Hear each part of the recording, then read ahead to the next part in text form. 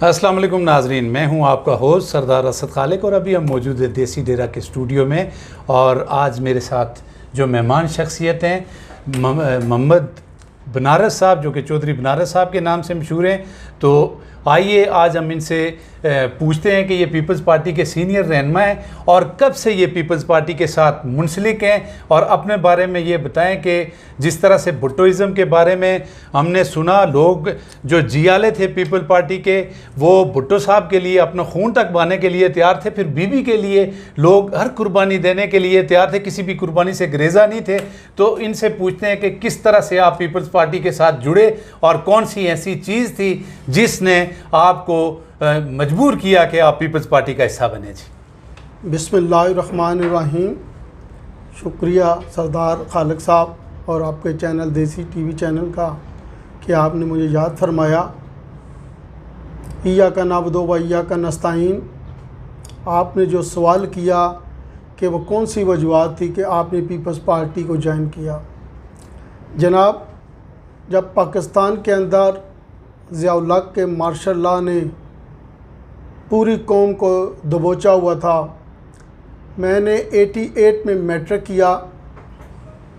College life के अंदर जब दाखिला लिया तो उस वक्त बहुत ज़्यादा तंजीमें थी कॉलेज के अंदर जो तलबा हकूक़ की बात करते थे। दरअसल ज़्यादा स्टूडेंट पॉलिटिक्स के अंदर ऐसी तंजीमें थे जिन्होंने कॉलेज के अंदर कब्ज़ा ग्रुप और क्लाशनकोफ कल्चर को फ़रोग़ दिया।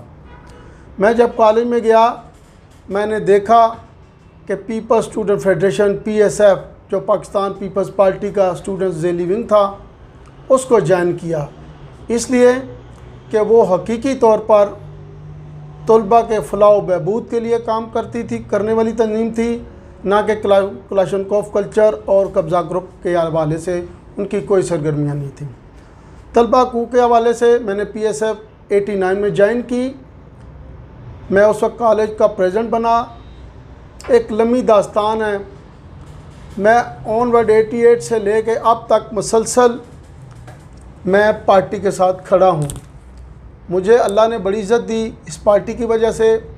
मैं कॉलेज दौर के बाद रावलपिंडी शहर की जब तंजीम बनी तो मेरी कारकर्दगी देखते हुए क़यादत ने मुझे रावलपिंडी शहर PSF का सीनियर नायब सदर बना दिया। उसके बाद 2 साल चलते चलते मेरी कारकर्दगी उन्होंने देखी तो उन्होंने मुझे रावलपिंडी शहर का जनरल सेक्रेटरी बना दिया। फिर थोड़ी जद्दोजहद की तलबा के हकूक़ के हवाले से मुझे पार्टी क़यादत ने PSF रावलपिंडी शहर का प्रेसिडेंट बना दिया। इसी तरह चलते चलते मुझे आगे PSF रावलपिंडी डिवीज़न, जिसके अंदर 5 ज़िले आते हैं, ज़िला जेहलम, अटक और रावलपिंडी, चकवाल डिवीज़न का, पूरे डिवीज़न का मुझे जनरल सेक्रेटरी बना दिया गया। उसके बाद जद्दोजहद करते रहे, मुझे PSF पंजाब का वाइस प्रेसिडेंट बना दिया गया। फिर उसके बाद PSF पंजाब का मैं जनरल सेक्रेटरी बना। जद्दोजहद करते करते जब मैं अमली पॉलिटिक्स में आया, वो तो उससे स्टूडेंट पॉलिटिक्स ही थी, तो मैं 2002 में गालबन 99 में जब मुशर्रफ ने मार्शल लगाया तो मैं उस वक्त ग्रेजुएशन में, ये सेटल डाउन डिग्री कॉलेज आपके पड़ोस में था, हम जमहूरियत की बहाली के लिए जलसा कर रहे थे, तो मुझे और मेरे साथियों समेत गिरफ़्तार कर लिया गया और दहशतगर्दी एक्ट के तहत। हालांकि दहशतगर्दी एक्ट उन पर लगती है जिन्होंने वाकई मुल्क के अंदर दहशतगर्दी की। हम तो पॉलिटिक्स करते थे, लेकिन मुशर्रफ के मार्शल लॉ ने हमें अडयाला जेल पहुँचा गया। वो भी एक लंबी दास्तान है। वहाँ जेल गया, मियाँ वाली जेल भी काटी, कोट रकबात भी काटी, सेंट्रल जेल भी काटी। करते करते मुझे पार्टी ने 2002 में जिस हल्के MPA का हल्का था PP तरह, जहाँ मैं इंटरेस्टेड था MPA के लिए, वहाँ मुझे पार्टी ने जनरल सेक्रेटरी पार्टी का बना दिया। वो 2007 तक मैं रहा।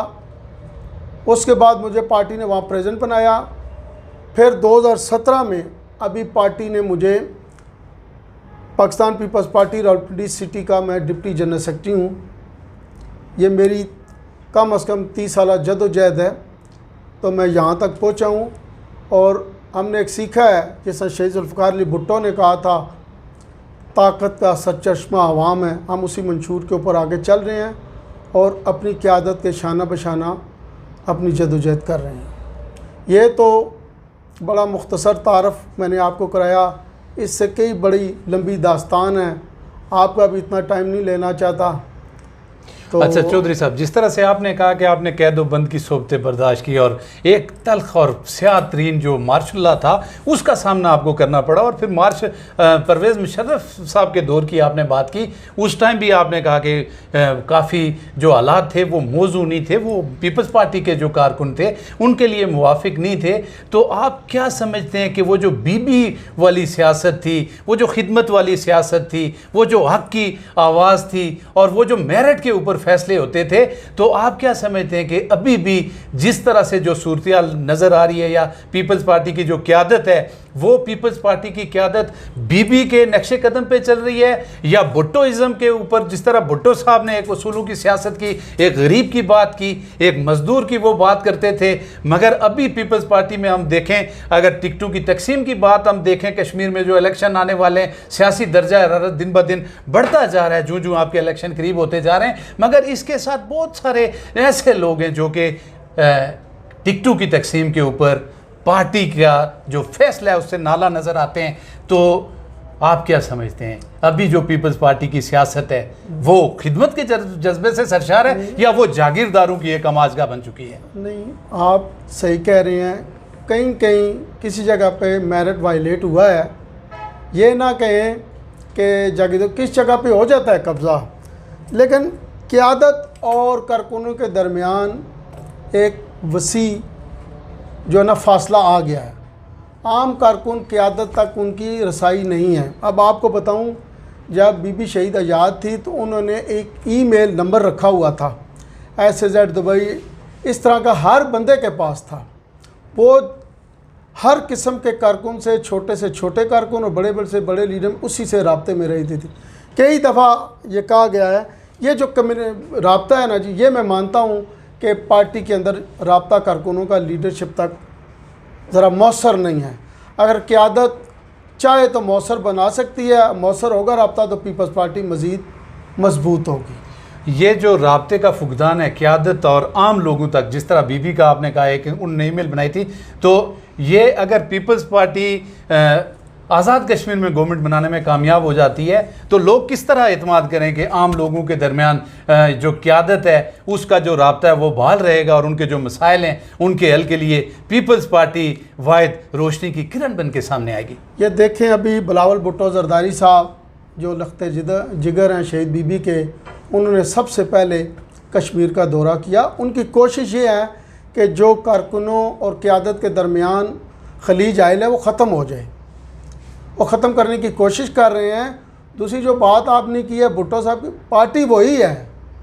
थोड़ा मैंने आपको कहा ना कहीं पार्टी मजबूर हो जाती है कि फ़ैसलों में कि वायलेट होते हैं, लेकिन इसका ये मतलब नहीं कि पार्टी पूरी क़यादत इसमें इन्वॉल्व होती है। कोई मकामी सतह पर ऐसे मामलात आ जाते हैं कि उन लोगों को राज़ी रखने के लिए कहीं ना कहीं वायलेट करना पड़ता है।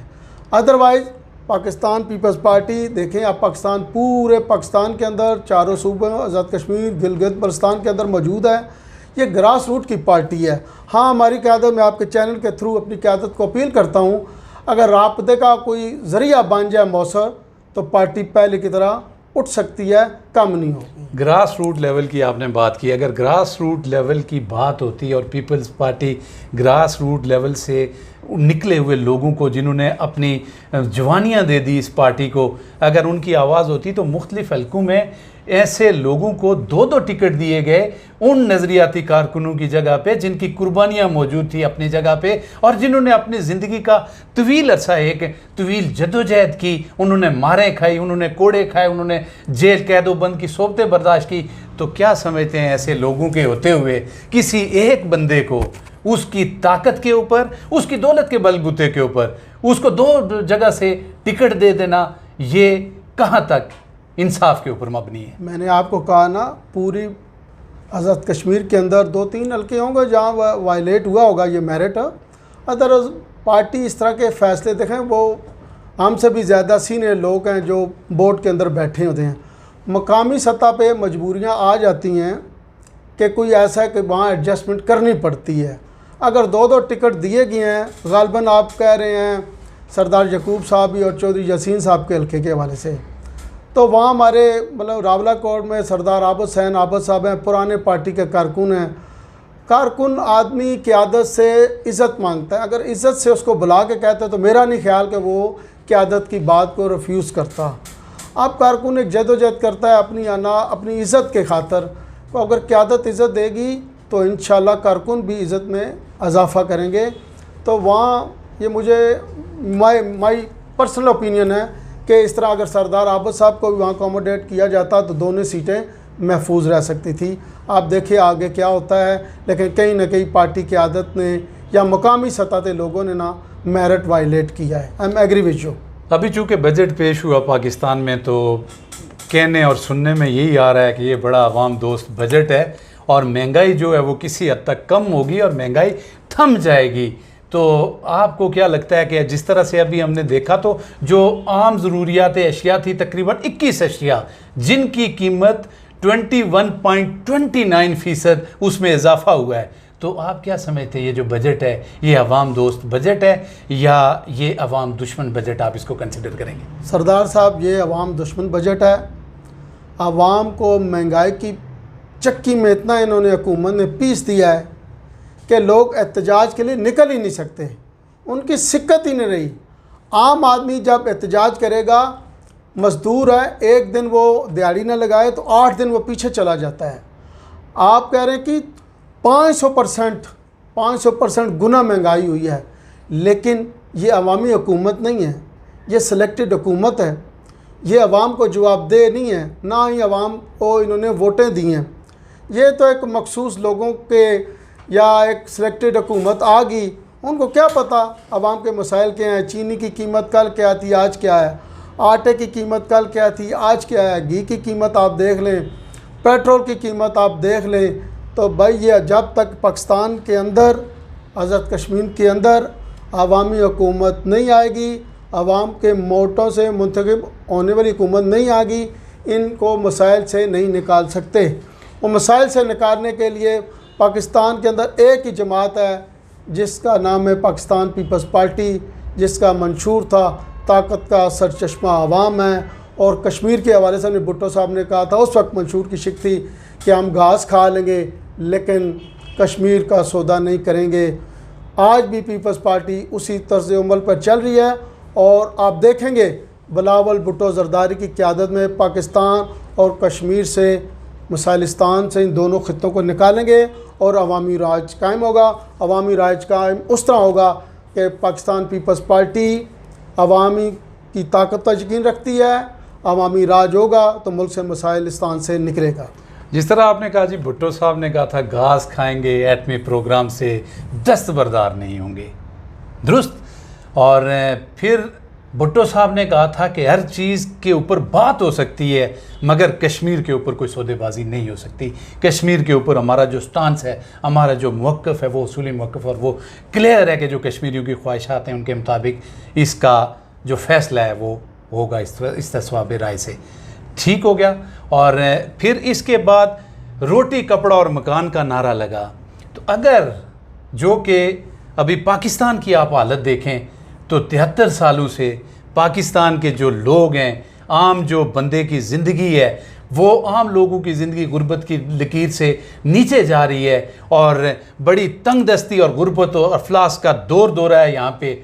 तो यहाँ पे जो नारा था, जो वादा था, जो दावा था गुर्बत का मिटाने का, रोटी कपड़े और मकान का, वो भी हमें पूरा होता हुआ नज़र नहीं आता। तो इस चीज़ की क्या गारंटी है कि आप पीपल्स पार्टी की बुनियादी तरजीहात, जब आज़ाद कश्मीर में आप गवर्नमेंट बनाएंगे तो आपकी जो बुनियादी तरजीहात होंगी, लोगों को रोटी कपड़ा मकान आप दे सकेंगे और उनके जो बुनियादी मसाइल हैं उनको हल करने में कामयाब होंगे? जी देखें सरदार साहब, आपने जो कहा, आप 73 सालों में 2-3 अदवार आए हैं पीपल्स पार्टी के। उस वक्त देखें लोगों की हालत, अब देखें अब लोगों की हालत। आप कश्मीर से ताल्लुक़ रखते हैं, वहाँ भी आप देखें कि जब पाकिस्तान पीपल्स पार्टी की वहाँ हुकूमत आती है तो लोगों को मसाइल हल होते हैं। अब भी ये गवर्नमेंट कोशिश कर रही है वहाँ सिलेक्टेड हुकूमत हो, मिल मिला के कोई धांधली से, कोई इस तरह के। मैंने आपके सवाल का फिर यही जवाब है, आज़ाद कश्मीर हो, पाकिस्तान हो, जब तक अवाम की ताकत से हुकूमतें नहीं बनेंगी, ये मसाइल से नहीं निकलेंगे। अगर सिलेक्टेड हुकूमतें बनाएंगे तो ये मसाइल से नहीं निकल सकते, ना ही वो निकालना चाहते, क्योंकि आने वाले हुक्मरान पता है कि अवाम की ताकत से नहीं आए हैं, हम सिलेक्टेड हैं, तो वो अपने फ़ैसले करेंगे। बार बार कहने का मकसद यही है, पाकिस्तान हो या कश्मीर हो, जब तक अवामी राज नहीं होगा, अवाम की मुंतखब वोट नहीं होगी, हम बुलेट और वोट पे यकीन रखते हैं, ना कि बुलेट पे। तो वोट की ताकत से जो हुकूमत बनेगी वो इस मुल्क को मसाइल से निकाल सकती है। बुलेट के ताकत पे बनने वाली हुकूमत कोई भी है वो नहीं निकाल सकती। Right, ballot is better than bullet. Right, vote की चोट से जो फैसला होगा, वोट की ताकत से हम आगे बढ़ेंगे। शहीद जुल्फ़िकार भुट्टो का ही देखें ना, बुनियादी था, ताकत का सरचश्मा आवाम है। हम बुलेट पे यकीन नहीं रखते, हम वोट पे यकीन रखते हैं। हम भी चाहते हैं कि अवामी राज कायम हो, मुदाखलत अदारे ना करें, हुकूमतें अवाम के मुंतखब वोटों से आए ताकि मसाइल से निकाला जा सके। गिलगित बल्तिस्तान को जिस तरह से सूबा बनाया गया, इसी तरह से लोगों के जहन में एक ज़हनी खलफशार का शिकार हैं कश्मीर के लोग भी, और लोगों का यही ख्याल है कि ये जो इलेक्शन है ये आखिरी इलेक्शन है कश्मीर के, इसके बाद कश्मीर, आज़ाद कश्मीर में इलेक्शन नहीं होंगे और आज़ाद कश्मीर पाकिस्तान का हिस्सा बनने जा रहा है और आज़ाद कश्मीर डिफरेंट पाकिस्तान के सूबों के साथ मिल जाएगा। इसमें किस हद तक सदाकत? कोई बात नहीं, कश्मीर के बड़े मुहब्बे वतन लोग हैं, पेट्रियाट हैं, कश्मीर से के साथ वो मोहब्बत करते हैं, वो किसी ऐसी साजिश का हिस्सा नहीं बनेंगे कि इसको सूबा बनाएं। ये इसी तरह इसकी हैसियत रहेगी कि हैसियत रहने का मकसद ये है कि ये अवामी राज होगा। ये भी उसी तरह जैसा पाकिस्तान के अंदर हालात पैदा किए जा रहे हैं, सिलेक्टेड हुकूमत ने वहाँ ये कोशिश करेगी, लेकिन वहाँ के गजूर अवाम इनकी ये साजिश नाकाम बना देंगे। मसला कश्मीर को किस तरफ जाता देख रहे हैं फ्यूचर में? फ्यूचर में जो भी राय शुमारी होगी, वोट की ताकत से ये फ़ैसला होगा, बुलेट की ताकत से नहीं होगा। इंडिया जो मर्ज़ी कर ले, जितने मर्ज़ी, आज भी 7 लाख उन्होंने फ़ौज वहाँ रखी हुई है, 7 और भी ले लें, लेकिन ये कश्मीरी कौम किसी तौर पे भी अपनी आज़ादी के ऊपर सौदेबाजी नहीं करेंगे। जी, जिस तरह से 8 लाख फ़ौज उन्होंने डिप्लॉय की, 370 आर्टिकल ख़त्म हुआ, यहाँ पे भी बात ख़त्म नहीं हुई। मोदी गवर्नमेंट ने उसके बाद डोमिसाइल का कानून ख़त्म किया, और फिर जिस तरह से वहाँ पे हिंदुओं की आबादकारी का काम तेज़ी से जारी है, तो उसके ऊपर हमारा जो मौक़िफ़ रहा आज़ाद कश्मीर की लीडरशिप का, पाकिस्तान की लीडरशिप का, उससे किस हद तक मुतमईन नज़र आते हैं आप? नहीं, हम मुतमईन हैं। आप, मैंने कहा ना, 8 लाख जो 16 लाख कर ले वहाँ और ट्रुप्स उतारे, कश्मीरी अपनी आज़ादी के ऊपर किसी सूरत सौदेबाजी नहीं करेंगे। ये भी कश्मीर और वो कश्मीर बिल्कुल आज़ादाना राय रखते हैं। कश्मीरी अपनी आज़ादाना राय के ऊपर कायम होगा। जिस तरह वो कहते हैं कश्मीर बनेगा पाकिस्तान, वो आप दिन देखेंगे कि इंशाअल्लाह वहाँ कश्मीर के मुसलमान आखिर उनको आज़ादी अल्लाह के हुक्म से मिल जाएगी। और मोदी हुकूमत को ये जिस तरह पहले भी नाकाम हुई है, आइंदा भी हो गए, हिंदुओं की कोई चाल अब कामयाब नहीं हो सकती। अपने नाजरीन को यहाँ पे हम बताते चलें कि के न्यूज़ HD के ऊपर भी हमारी ये लाइव नशरियात देखी जा सकती हैं, और इसके अलावा देसी डेरा के पेज के ऊपर भी ये नशरियात आप लाइव देख सकते हैं, और हमारा रिकॉर्डेड प्रोग्राम भी ये है कि बाद में आ जाएगा। और चौधरी साहब से हम आखिर में ये पूछना चाह रहे हैं कि चौधरी साहब, आप लोगों को क्या पैगाम देना चाह रहे हैं कश्मीर के इलेक्शन के हवाले से? पाकिस्तान के यहाँ पे जो लोग आपको देख रहे हैं, उन लोगों को आपकी तरफ से क्या पैगाम है, क्या पैगाम देना चाहेंगे? ये जो तासर है ना जी पाकिस्तान के अंदर के, जिसकी हुकूमत होती है उसी की हुकूमत बनती है, लेकिन इस दफ़ा इंशाअल्लाह कोई भी हुकूमत या मौजूदा हुकूमत ने धांधली की कोशिश की तो ये कश्मीर के वोटर बड़े मुहब्बे वतन हैं, पाकिस्तान से मोहब्बत करने वाले हैं, अपने ख़ित्ते से मोहब्बत करने वाले हैं, अपनी वोट के ऊपर ये डाका डालने नहीं देंगे, और अपनी वोट की ताकत से वहाँ भी पाकिस्तान पीपल्स पार्टी का अवामी राज होगा। और ये अपनी वोट की आज़ादी के लिए और अपनी वोट की इज़्ज़त और हरमत के लिए अपनी जान भी कुर्बान कर देंगे, लेकिन धांधली नहीं होने देंगे। और इंशाअल्लाह फ़तह अवामी राज होगा। अवामी राज होगा पाकिस्तान पीपल्स पार्टी, जिसकी क़यादत बिलावल भुट्टो ज़रदारी कर रहे हैं। और इंशाअल्लाह किसी सूरत भी यहाँ धांधली हुकूमत जो चालें चल रही है या कोशिश कर रही है, नाकाम कश्मीरी भाई बहनें बुज़ुर्ग माएँ नाकाम बनाएंगी। इंशाअल्लाह। दुरुस्त जी, जिस तरह से चौधरी साहब ने कहा, इस तरह से हर बंदे की यही ख्वाहिश है, एक आम बंदा यही चाहता है कि अवामी हुकूमत बने, अवामी नुमाइंदे जो हैं उनके हाथों में हुकूमत की जो बागडोर हो वो लोग जो अवाम की उमंगों के तर्जुमान हों और अवाम के लिए काम कर सकें। और चूँकि अभी हमारे प्रोग्राम का वक्त ख़त्म हुआ चाहता है, तो अब तक के लिए अपने मेज़बान को Desi Dera the true face of Kashmir के स्टूडियो से इजाज़त दीजिएगा। अल्लाह निगहबान।